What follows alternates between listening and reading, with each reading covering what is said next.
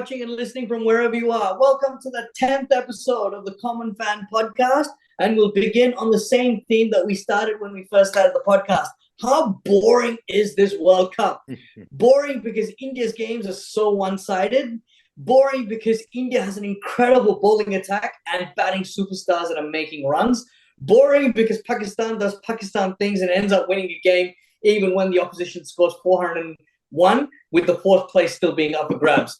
Before we begin, just reminding all our viewers and listeners to click on the subscribe button to keep up to date whenever we drop a new episode. Right, let's get into it. I would like to start by acknowledging our traditional owners and pay respects to their elders past, present, and emerging. Speaking of which, our man Ritvik has found a place in Gurgaon and is rejoicing at the birth of his baby boy, the future Virat Kohli. So many congratulations on the addition to the family, Ritvik. And before you start teaching him some cover drives, maybe starting to change the diapers is a good way to start. So Ritvik's in with us, and while we pass on our congratulations, surely Ritvik, some of these games have got to be India's biggest wins, yeah? No. Thanks, PK. And before we get to cricket, let me thank each one of you for your wonderful wishes. Yes, I found a place, and we had a son making his life debut just a day before Virat Kohli's birthday.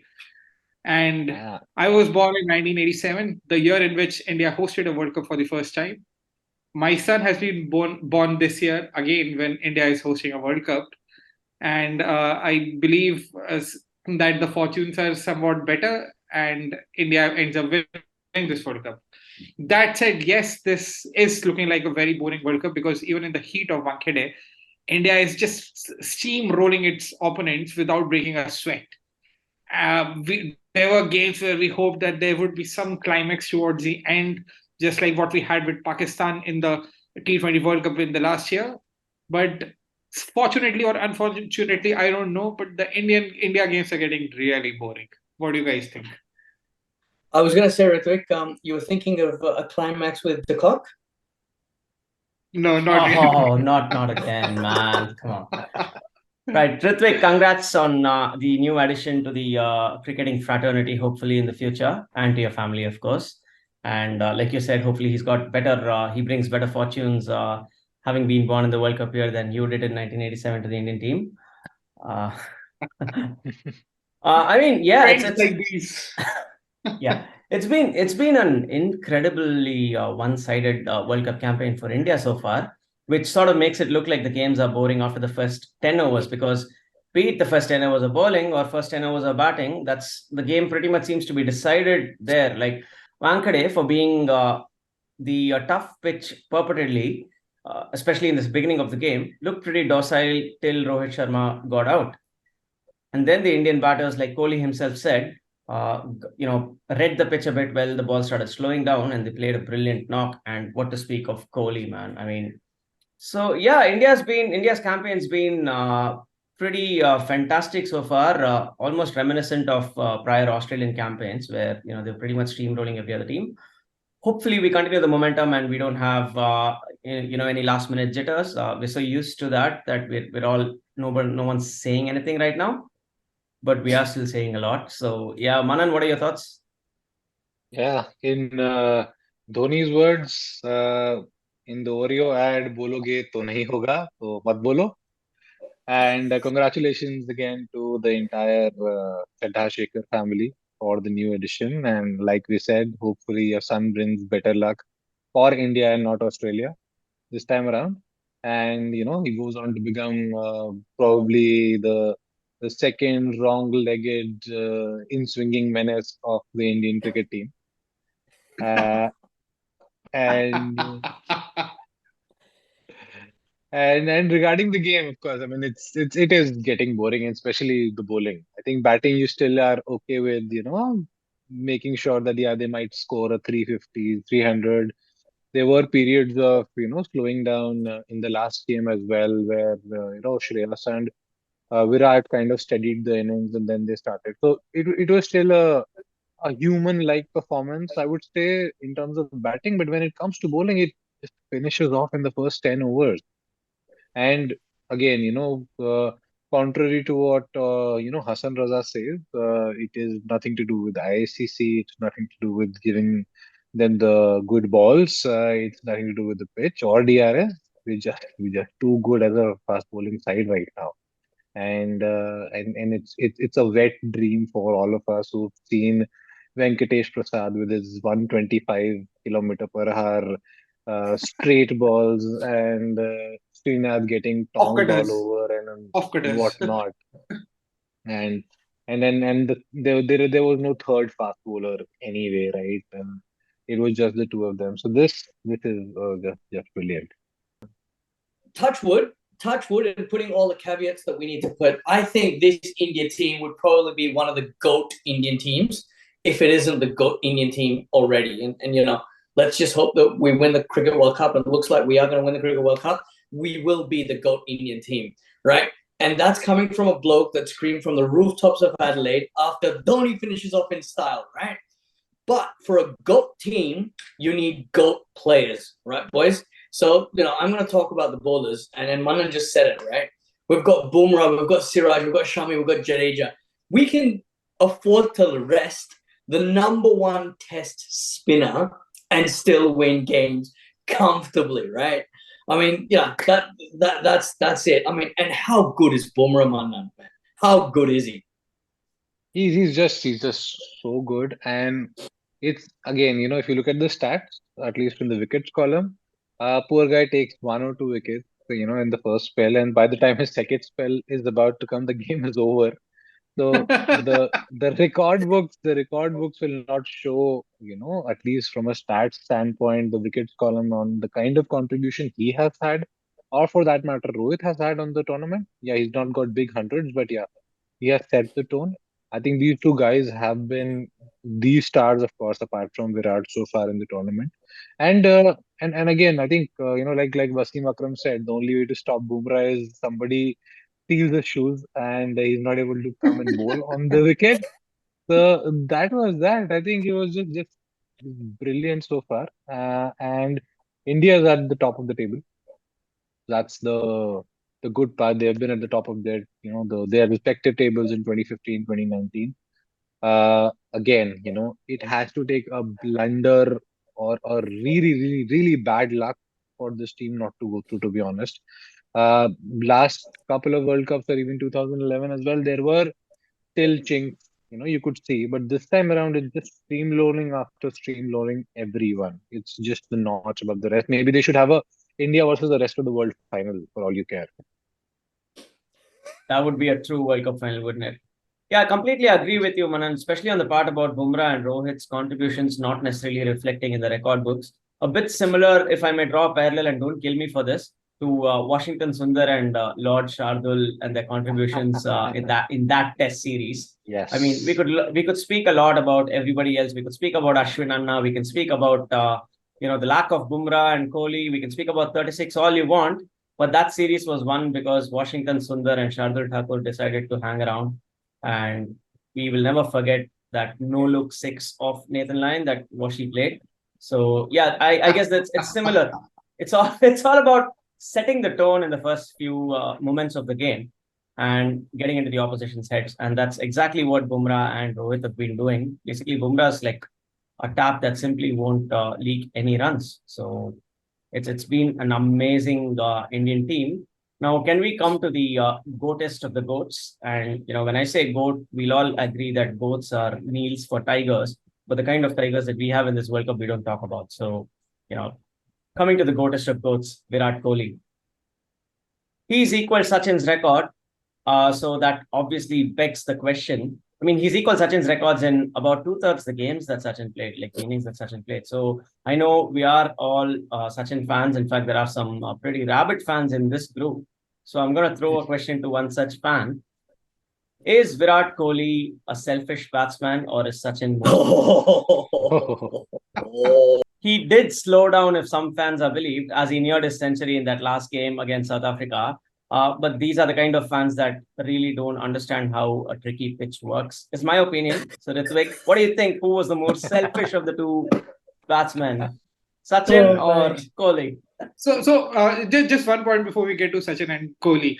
I actually think that Test series, the one you were talking about, was one when Bihari and Ashwin decided to stick around.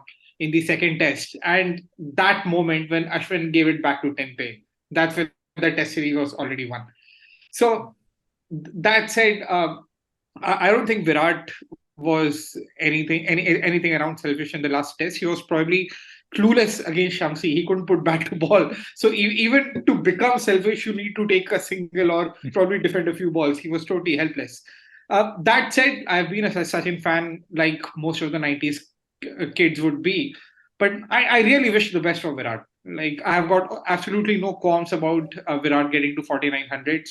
I really wish that he goes on to play at least 100 one-day innings more, and he gets you 99 in each one of those innings, and his batting averages shoot up like anything.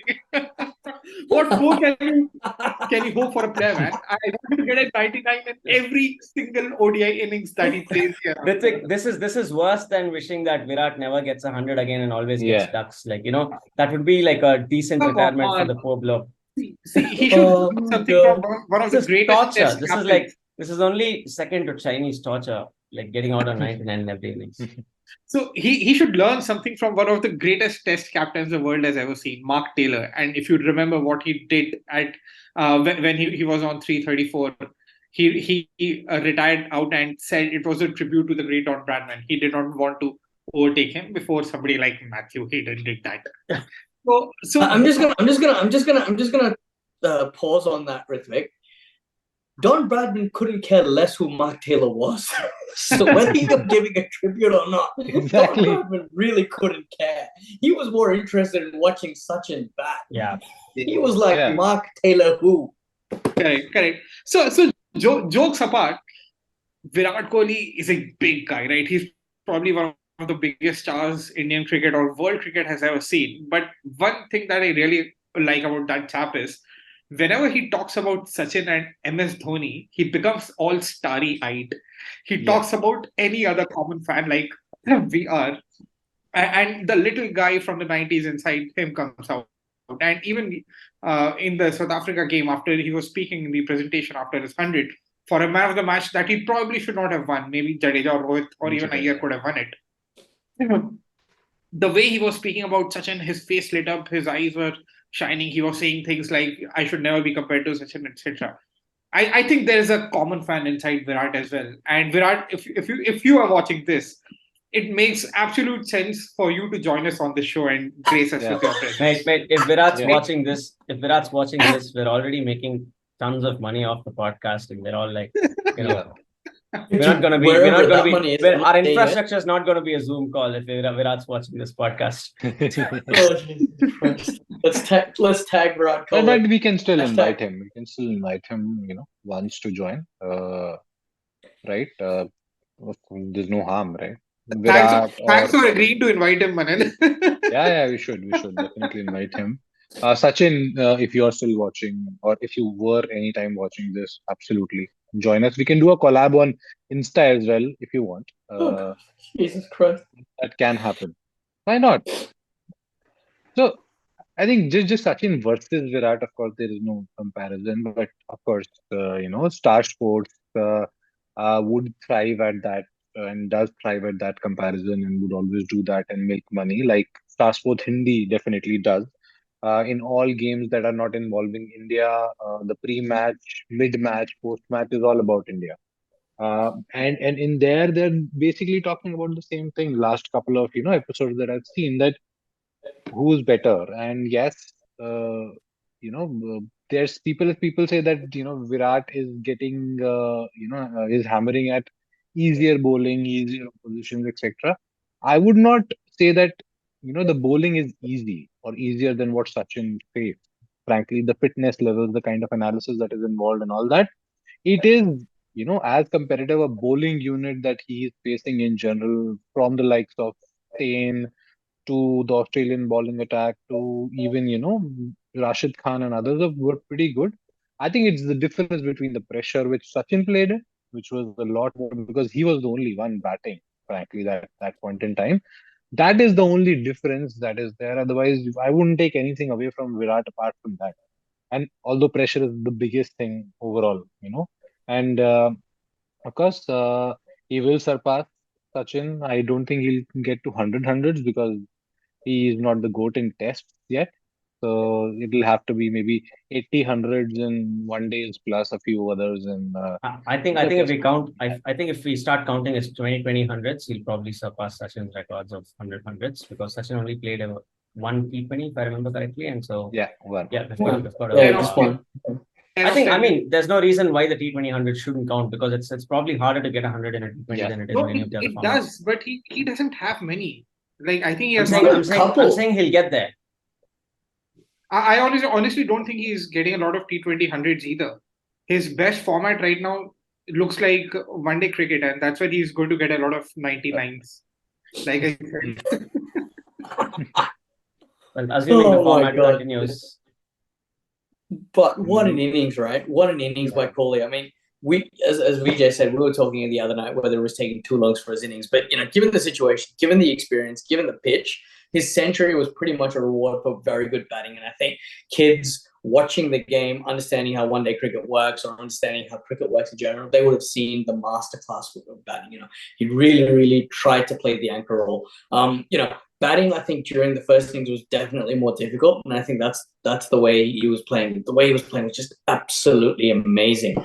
I remember when I was watching Kohli get his first international Test century against Australia in Adelaide, 2011-12 series, and I thought to myself, "Oh my God, what a gun player!" So, congratulations to Virat. Hopefully, he succeeds more. I would see nothing. Records are meant to be broken, so. If Virat becomes the GOAT for this generation, that'd be awesome. There've been other games, and one of them just happened to be the New Zealand versus Pakistan game. And on that note, kia ora to my cousins who have landed back in New Zealand after watching the game with me here in Sydney. Now, Manan, how do you make 400 runs, lose one wicket, and still lose by 20 runs in a rain-affected game? Go for it. When you play Pakistan. That's the only logical explanation to that. I think I have another explanation when you're New Zealand. Oh God. New Zealand, yeah, maybe if you were South Africa, I would have still Yeah, backed you. honestly, this is not a very New Zealand thing to happen. It's more of a South African thing to happen. No, I would argue because New Zealand, it's not about ignorance of the rules. Like typically South Africa lose when they don't know what their Duckworth Lewis target to chase is. And they choke. New Zealand don't choke, they just break hearts. You know what I mean? Like they've put 400 on board. There is really nothing more you can ask of them. And then in comes a guy that's, whose name rhymes with a swear word. And he just killed it, man. Like, and then who would have thought it would rain that particular day in Bangalore? I mean, then again, it's Bangalore. But Dude, come it on. rains every day in Bangalore. Anyway, look, Manan gets to talk about this. He loves this team. I do. Not just because my grandfather hails and my maternal paternal grandfather hails from Pakistan. It's just that the way they play.